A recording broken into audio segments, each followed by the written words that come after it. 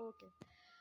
अच्छा जी, तो हम देखते हैं ह्यूमरस के क्लिनिकल्स और इसके फ्रैक्चर्स कहाँ कहाँ और किस किस तरह से होते हैं। उससे पहले हमें कुछ इम्पॉर्टेंट पॉइंट्स पता होने चाहिए कि इसके डिफरेंट पार्ट्स पे हमारे पास कौन कौन सी नर्व्स पास कर रही होती हैं। तो जो हमारे पास सर्जिकल नेक है, this is the surgical neck which is separating the upper end of the humerus with the shaft. ठीक है, तो ये अपर एंड को शाफ्ट से सेपरेट कर रही होती है जो line, that is known as surgical neck. ठीक है, तो इधर से हमारे पास एक्सिलरी नर्व पास कर रही होती है और सेकेंडली हमारे पास जो सर्कमफ्लेक्स ह्यूमरल ब्लड वेसल्स हैं वो भी पास कर रही होती हैं। ठीक है, हमें पता है कि यहाँ पे एंटीरियर और posterior circumflex humeral arteries anastomosis कर रही होती हैं सर्जिकल नेक के अराउंड। ठीक है, तो एक्सिलरी नर्व और सर्कमफ्लेक्स ह्यूमरल ब्लड वेसल्स यहाँ से पास कर रही हैं। सेकेंडली जो हमारे पास रेडियल या स्पाइरल ग्रूव है, यहाँ से रेडियल नर्व पास कर रही है। ठीक है, और डिस्टल एंड ऑफ ह्यूमरस से एक तो हमारे पास मीडियन नर्व पास कर रही होती है और दूसरा जो मीडियल एपिकोंडाइल का पोस्टीरियर एस्पेक्ट है, यहाँ से हमारे पास जो है वो अल्नर नर्व पास कर रही होती है। ओके, तो सबसे पहले है हमारे पास कि अगर हमारे पास ह्यूमरस के हेड का फ्रैक्चर होगा तो क्या होगा। अब हमें पता है जो ग्लीनो ह्यूमरल जॉइंट होता है which is also known as shoulder joint, उसमें हमारे पास ये ह्यूमरस का head glenoid cavity of the scapula में जाके अटैच्ड हुआ होता है। ठीक है, तो जो ग्लीनोइड लैब्रम होता है वो क्या करता है कि वो स्टेबलाइज करता है इस जॉइंट को, और वो ये इंश्योर करता है इस बात को कि क्योंकि ह्यूमरल हेड जो है वो बड़ा होता है as compare to the glenoid cavity, तो वो ये इंश्योर करता है कि ये हेड जो है ग्लीनॉइड फोसा में अटैच्ड रहे। ठीक है, वो प्रोटेक्ट कर रहा होता है और स्टेबलाइज कर रहा होता है।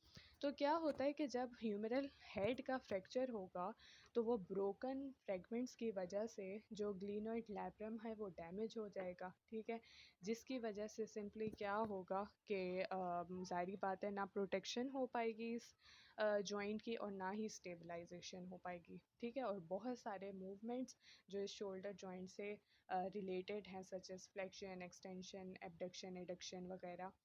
ठीक है, तो ये सारे इफ़ेक्ट होंगे। Okay, next is the grated tuberosity fracture, which is also known as eversion fracture.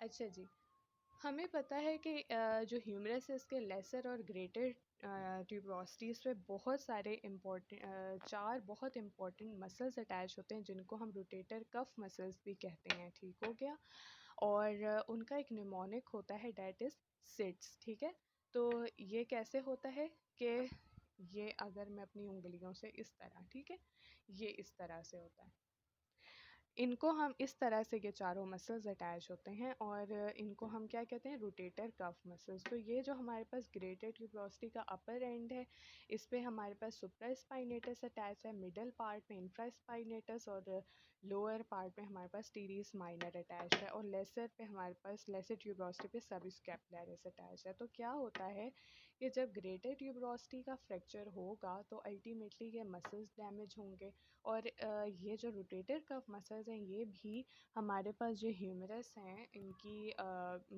जो शोल्डर जॉइंट है उसकी प्रोटेक्शन और स्टेबलाइजेशन कर रहे होते हैं। ठीक है, तो क्या होगा कि वो इफ़ेक्ट होगी और बहुत सारे जो मूवमेंट्स हैं इससे रिलेटेड वो सारे उनकी इम्पेयरमेंट हो जाएगी। ठीक है, ये अपना जो जॉइंट है अपना फंक्शन सही तरह परफॉर्म नहीं कर पाएगा। ठीक है, इसी तरह अगर लेसर ट्यूबरोसिटी का फ्रैक्चर हो जाता है तो वहाँ पे सब स्कैपुलरिस अटैच है वो मसल डैमेज हो जाएगा। ठीक है, और उसके जो फंक्शंस है वो परफॉर्म नहीं कर पाएगा।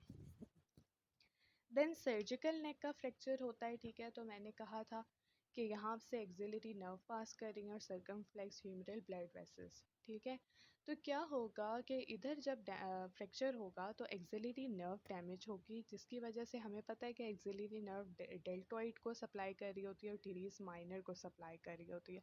तो ज़ाहिर बात है कि ये मसल्स भी अपना फंक्शन परफॉर्म नहीं कर पाएंगे सही तरह।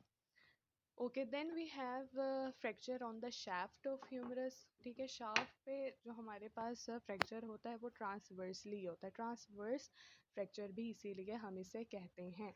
तो अगर हमारे पास इधर रेडियल ग्रूव पे या स्पाइरल ग्रूव का फ्रैक्चर हो जाता है, तो यहाँ से हमारे पास रेडियल नर्व पास कर रही थी, ठीक है।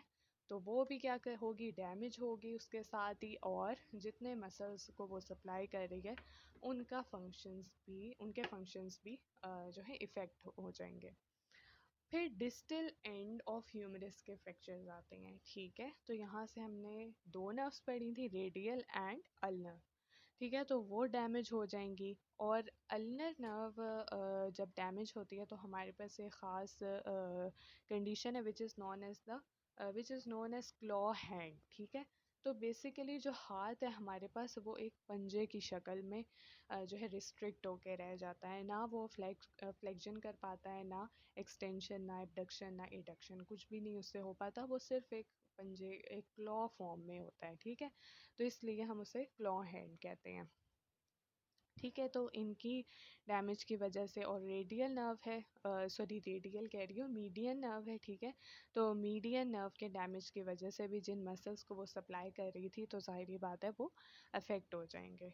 अच्छा, इसके अलावा एक और हमारे पास फ्रैक्चर भी है जिसे हम कहते हैं इम्पैक्टेड फ्रैक्चर, ठीक है। तो अगर क्या हुआ कि हमारे पास किसी भी पार्ट पे फ्रैक्चर हुआ और उसके छोटे छोटे, सारी बातें फ्रेगमेंट्स हो जाते हैं ना, अगर जब बोन टूटती है तो वो फ्रेगमेंट्स भी कभी कभार उसके बन जाते हैं। तो वो फ्रेगमेंट्स क्या होते हैं कि sometimes they are being driven into the spongy bone of the other fragment, ठीक है। क्योंकि एक्सपोज हो जाती हैं टूटने के बाद, तो वो स्पंजी बोन में जो है पियर्स कर लेती हैं, जिसकी वजह से क्या होता है कि बहुत सारी जो है वो फंक्शन इम्पेयरमेंट हो जाती हैं, मूवमेंट्स नहीं हो पाती हैं, ठीक है। ये इंजरीज बेसिकली तब होती हैं जब हाथ के बल पे कोई बंदा गिरता है, ठीक है।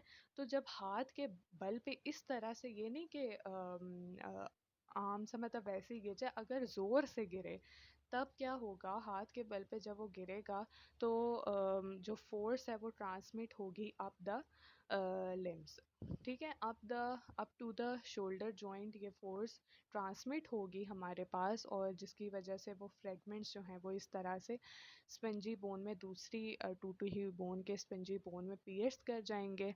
तो बेसिकली ये फ्रैक्चर साइट होती स्टेबल है, और पर्सन जो है मूव भी कर सकता है, लेकिन क्या होता है कि पेन होता है हमारे पास, क्योंकि ज़ाहिर बात है वो पहले की तरह तो नहीं है ना कि वो सही तरह से परफॉर्म कर पाए, ठीक है।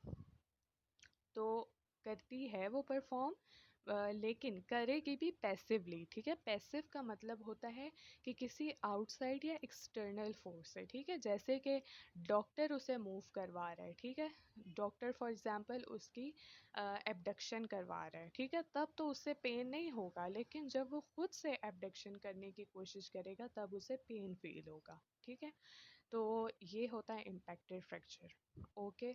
और एक और इम्पॉर्टेंट बात कि जो हमारे पास शोल्डर जॉइंट होता है, ठीक है, उसका जो इन्फीरियर पार्ट होता है वो बहुत वीक होता है, क्योंकि वहाँ पे कोई मसल नहीं होता, बल्कि जो रोटेटर कव्स होते हैं उनके सारे टेंडन्स आके अटैच हो रहे होते हैं, इसके अलावा कोई मसल वहाँ पे प्रेजेंट नहीं होता, जिसकी वजह से वो वीक पार्ट हो जाता है, ठीक है। तो बहुत ज़्यादा चांसेस होते हैं कि जब हमारे पास ये ह्यूमरल हेड का फ्रैक्चर हुआ है, ठीक है, और इस पोजीशन पे हुआ है कि शोल्डर एबडक्टेड था इस तरह, ठीक है, ठीक है। थोड़ा सा आइडिया लगा लो कि शोल्डर एबडक्टेड है, और यहाँ पे फॉर एग्जांपल ये फोर्स लगी और ये डैमेज हुआ, तो देखो जब मैंने फोर्स लगाई तो ये नीचे की तरफ मूव किया, ऐसे ही है ना। तो ये क्या करेगा कि उन टेंडन्स को, सारी बातें रप्चर कर देगा, वो वैसे ही इन्फीरियर पार्ट है, ठीक है। और जिसकी वजह से क्या होगा कि जितने उस ना जॉइंट की प्रोटेक्शन रहेगी, ना स्टेबलाइजेशन रहेगी, और सिंपली क्या होगा कि मूवमेंट्स इफ़ेक्ट कर जाएंगे, ठीक है। तो ये सारे थे ह्यूमरस के क्लिनिकल्स।